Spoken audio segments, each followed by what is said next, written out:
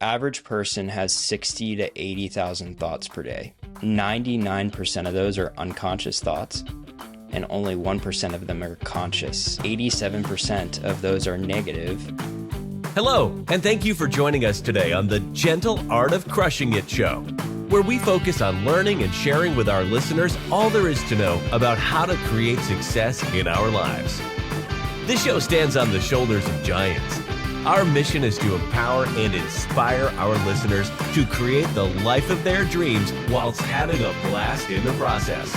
Let's celebrate life together. Welcome to the show. All right, awesome. Well, hey, thank you so much for joining us on another episode of the Gentle Art of Crushing It. Today, I have my friend and super amazing mentor / coach, Rob Torsell, with us. And so we're going to dive deep into your story, Rob. But before we do that, do you mind sort of introducing yourself? Tell us a little bit about about yourself, your background, and maybe even share something with us that most people, wouldn't know about you. Well, thanks, man. I appreciate you having me. I don't know if I'm necessarily crushing it, but I'm doing my best. So, Absolutely. but yeah, man, I grew up in Pennsylvania. So a northerner at heart. I now live in the South, so I'm in Nashville, Tennessee. But I grew up hunting and fishing. That was always a part of me. So there's like some of my hobbies that I enjoy. And a little fun fact about me is actually was a part of the U.S. Youth Fly Fishing team growing up. So I had the opportunity to like travel the world and do that, and it was pretty cool. So did that, and then I went to Penn State for school. So I graduated with a degree in kinesiology, and thought I was going to do like strength and conditioning as my career path, and then I ended up transitioning into medical sales. So I've been in medical sales in my career ever since. It's been cool to see like the evolution of sales skills and then where that has applied to now my coaching business, Peak Momentum Coaching, which I launched at the beginning of the year. But it's been super awesome to get to know you, Doug. We met through the Action Academy, of course, and we've had a ton of awesome conversations. And I think when we first started talking, it was like we just kind of jived, right? Like we had this, we had like a good connection there. So it's been awesome to get to know you and a pleasure to be on the podcast. So. Yeah, well, thank you so much. And, one of the things that, really, one of the reasons why I feel this strong connection to you is because of your whole, boxing background. So do you mind sharing a bit about that and maybe a lesson or two that you pulled from it that you can apply to life, or how you can apply, team sports to life, which, I guess you could say that is a team sport, right? Yeah, so sports has been a part of my life for a very long time. And when I was doing my strength and conditioning internship, I was coaching athletes there, and then my boxing stuff kind of like went hand in hand in that. So I just did that through college as a hobby. I kind of was sparring with a semi-pro, and let's be real, he kicked my ass fairly frequently. So he got the better of me, but I think the lessons that I learned from that boxing experience, as well as in the strength and conditioning, world that I was in, was you got to bring your best every single day, and bring a consistent approach. And whenever you are in a boxing ring, there's times where you're gonna get hit in the face. I think the famous Mike Tyson quote is, everybody's got a plan until they get punched in the face. So I got to be able to experience that firsthand, as a matter of fact. But yeah, I think it really translates to whenever you're pursuing any sort of endeavor, right? I think fitness is a great example of people expect immediate results, and when they don't get immediate results, there's an often period of time where they'll kind of give up. So in order to keep that through, you've got to take a consistent approach every single day and realize that the small steps that you take are going to lead you to losing that weight, adding 15 pounds on your bench press, whatever it is you're pursuing. It's the same thing in entrepreneurship, business. You want to leave your job. You have to realize that you're in it for the long haul. I think we've talked about this, Doug, over our conversations. It's like if you're not willing to commit to something for 10 years, you better look at where you're headed, right? So, a ton of lessons early on for me in that boxing and strength conditioning world for sure. Yeah, I'm actually really glad that you brought up the whole 10-year bigger picture question, because if you didn't, I was going to. That's that's where I was kind of going with that, because yeah, one piece that's in that question is, essentially, are you passionate about this? Do you enjoy doing this? Because you've got to be, committed to it for the long term in order to see the results, right? Just like you were talking about, getting fit. Same thing with any sort of hobby or building a business, like you're saying. So, that kind of leads me to the next question, and that's again, a huge part of the reason why I love that question. And when you asked it to me a few weeks ago, I was like, wow, this is huge. I'm going to hang on to that. That's one of those, questions or phrases that you hang on to for life, because it's so important. Are you willing to do this for the next 10 years? Do you enjoy it that much? Um, it does lead me to my next question, though. So, like, how do you define success right now? And would you mind sharing with us, like, how you found that for yourself? Yeah, it's a great question because I don't think success is ever like you're always working on success over a lifetime. It's always going to adjust, change. But I think 18 months ago, which I can share a story at some point here down the line, where for a moment for me was I really had to get clarity, right? Clarity on what success meant to me, not what success meant from a societal standard, from someone else's agenda for myself, right? I think when people look at success, they're very heavily influenced by an extrinsic factor, right? So, whether it's family, whether it's friends, their upbringing, how they were raised culturally to try to fit in. But when you really release that and you give yourself the opportunity to, for myself, what does success look like? That's when you open up the door to really getting clarity. And my buddy and coach Joe Moffitt says, if you're not 100% clear, you're 100% unclear. So Love that. really getting that, yeah, really getting that clarity is super, super important. Uh, and that's where it comes down to like, okay, let's just say I want to make $100,000 a month in active income. Well, why? Most people cannot answer that question. Like they cannot answer that question clearly, and they cannot answer that question as how it fits into their vision. So you really have to think critically about there's so many areas of your life that you want to assess and look at, whether it's relationships, health, all of that.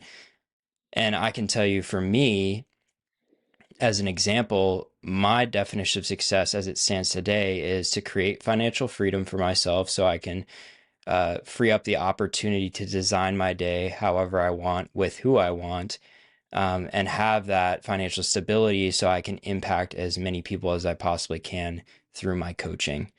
And that to me is a very clear and defined definition of success for myself. And I really encourage other people to get in that sort of mind frame when they're looking at what success looks like for them. Yeah, no, I love that, man. And because you said it, I think until you, like you said, about 18 months ago, you split off from, what success means for other people to defining what it means for yourself, or that's when you began that process. Um, I don't think we really can define it for ourselves, or we should be using that word until we can define it for ourselves, the word success, because outside of that, we can just be spending time, spinning our wheels, working hard on just impressing other people when, it's worth it to take the time and do the introspection and figure out, like, hey, what excites me? Where are my passions? That 10-year question, what am I willing to do for 10 years again? And so, that kind of does lead me to this next question. Joe Moffat is also my coach, and I've had a few coaches in my past, and I find incredible value with coaches. Had you had any coaches, before Joe, and what are your thoughts on, like, performance coaches, life coaches, sort of thing? Yeah, I mean, there's so many coaches, and coaching is such a broad industry nowadays, so you really have to sift through that. But 18 months ago, that was one of the things I was like, man, I need some other perspective. I need another layer of support to look at this in a different, it's harder when you're in it yourself, but when you have somebody else from another perspective viewing your situation, it's a lot easier for them to give advice. And one of the techniques I've used before, it's like, for someone in your own situation, like if I'm talking with you, Doug, it's like, okay, take yourself out of your own situation. If you were giving somebody else advice for your situation, what would you give? Well, it's a lot easier for you to give someone else's advice to them than it is for you on your own situation. So really the idea of coaching is like, hey, you know, you're driving down the road, you're in the driver's seat, and you need support with your side mirrors, revealing your blind spots.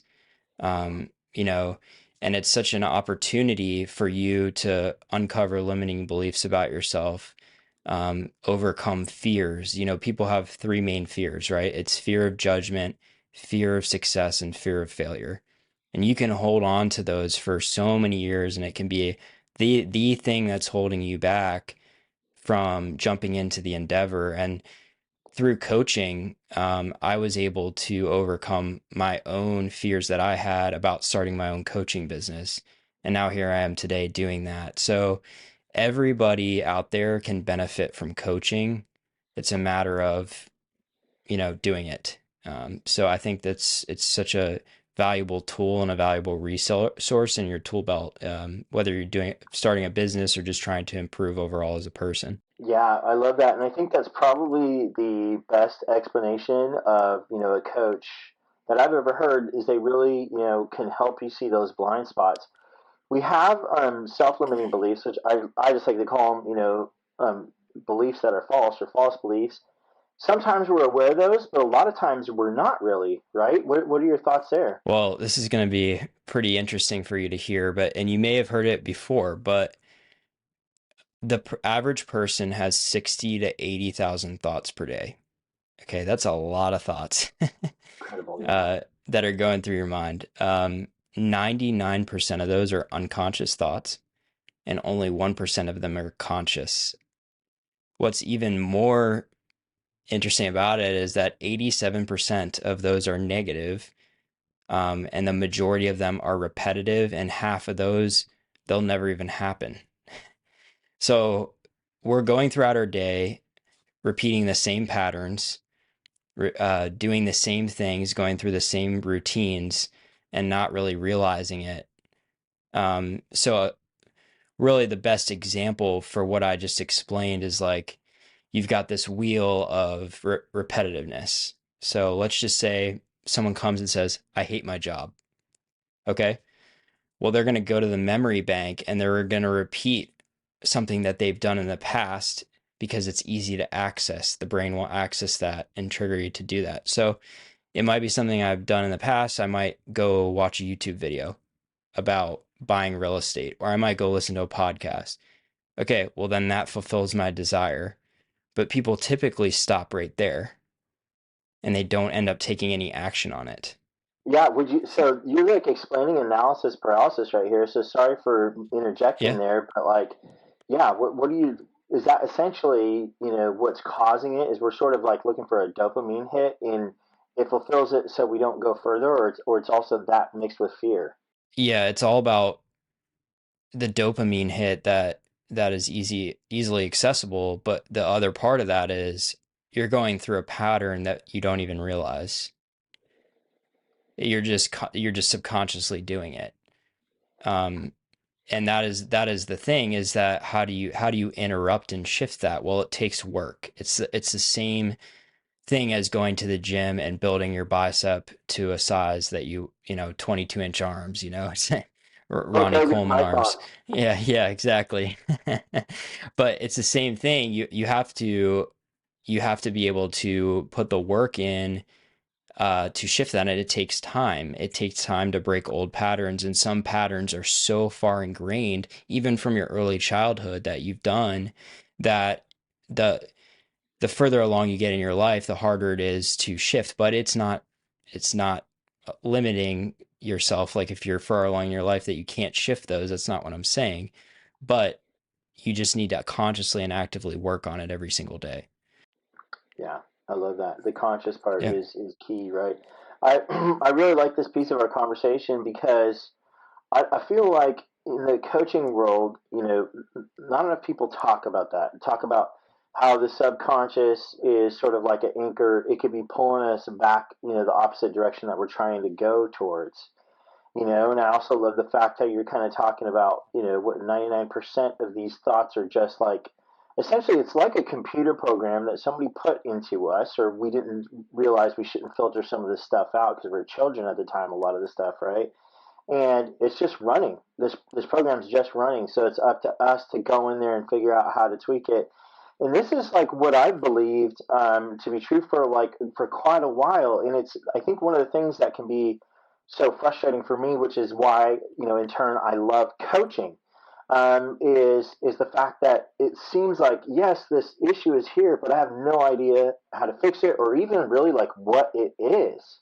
That's what kind of, really frustrates me. And that's where, again, I feel like, spending time with coaches such as yourself, where I can just ask you directly, like, what do you think about this, is super valuable. Yeah. And, it's hard, especially when you have someone there next to you, knowing that they're going to hold you accountable. It's just another layer of, you know, intensity that you're dealing with, knowing that, whether you want to say you don't want to let your coach down, it's more letting yourself down, but helping you push through those roadblocks, helping you understand why am I not why am I not overcoming this challenge, and really shifting yourself and building that momentum.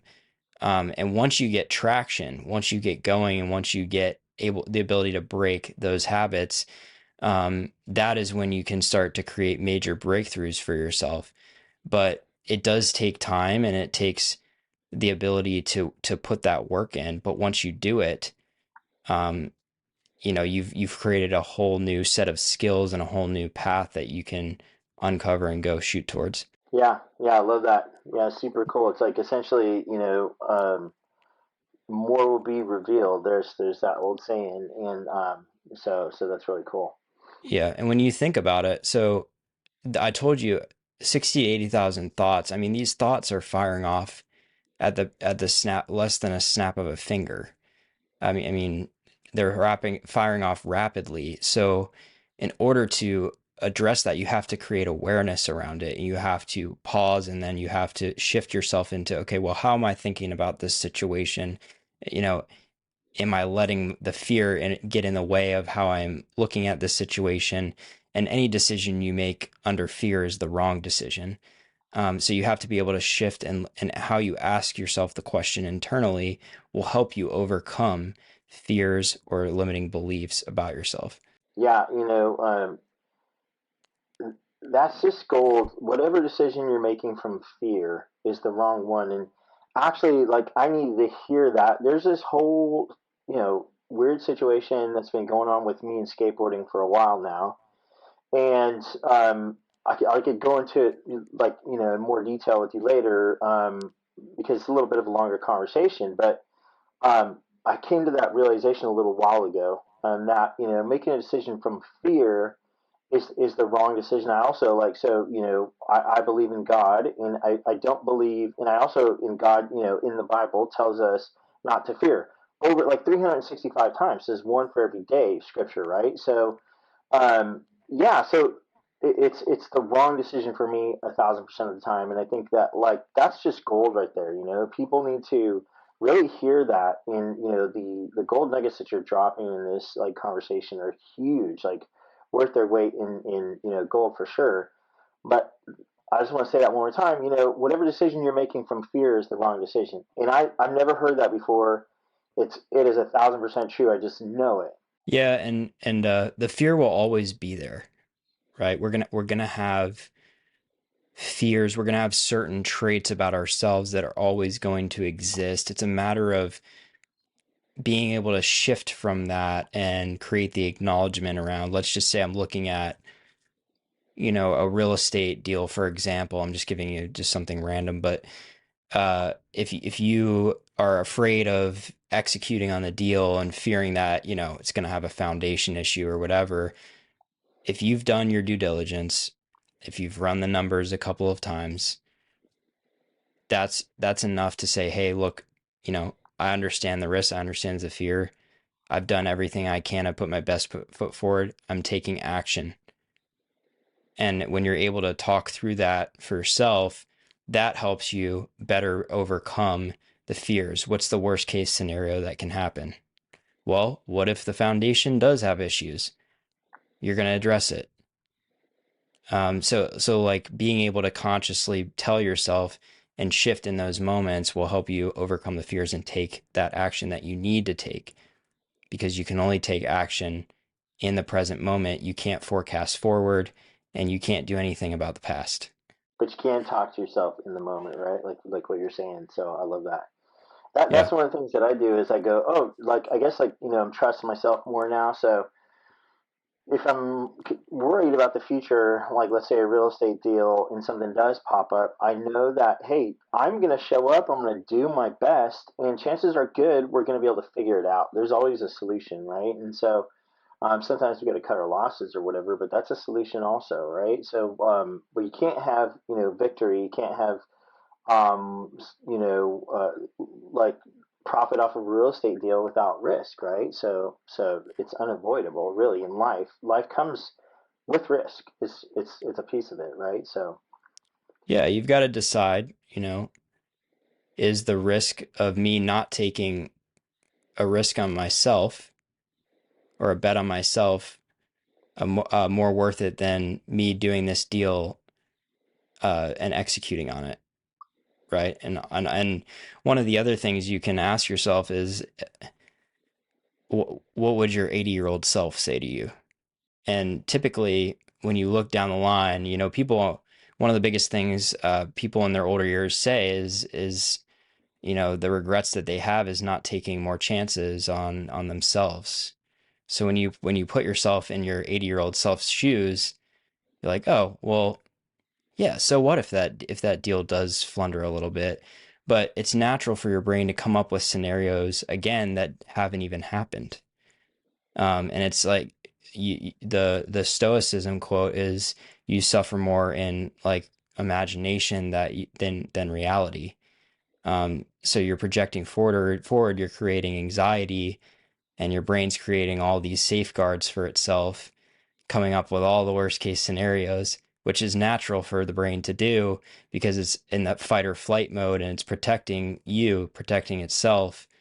But you just have to recognize that and understand and tell yourself, hey, acknowledge the fears. We're going to go put them in the corner for a second and we're going to move forward. yeah, I love that. And if you're choosing to not bet on yourself, then that's not a good message that you're sending to yourself, that you're going to bet on somebody else, right, over yourself, right? It's like um, it's just not ideal. So that's something to think about also.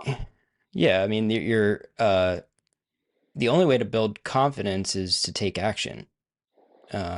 Because Love that. if you do not take action, but you want these things for yourself, that's when you start to lose confidence. When you tell yourself you're going to go do something, but you don't do it.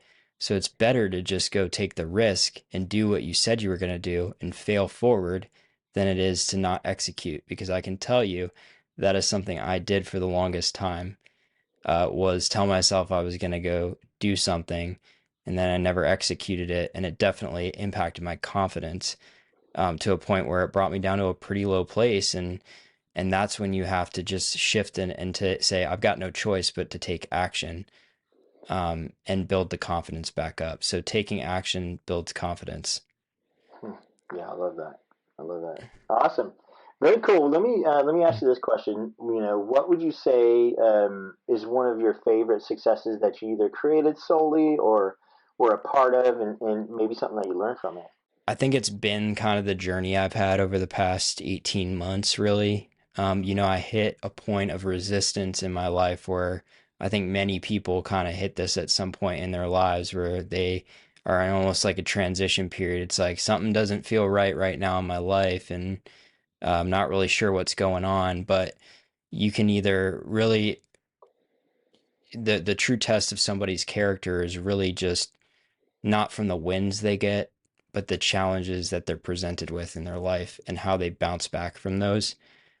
So I made the choice when I was at that low moment, and as a matter of fact, it really interjected with my relationship with my fiance, um, to a point where it kind of we started to separate a bit, and I was like, look, I can either rise up and put in the work to make a change, or I can let the worst case happen.